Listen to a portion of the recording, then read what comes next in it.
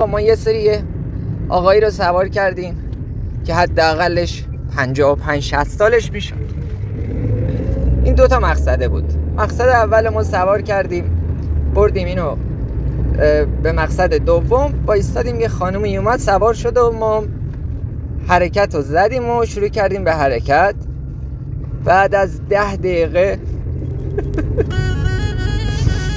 یه صدای اوفی اومد. به خدا تمام بند وجودم حسرت شد. اون جوونا اون تینیجا بازم این کارا رو بکنن اشکالی نداره، ولی آخه پدر جان تو دیگه چرا؟ به خدا تو صاحب نخوابیدم. وای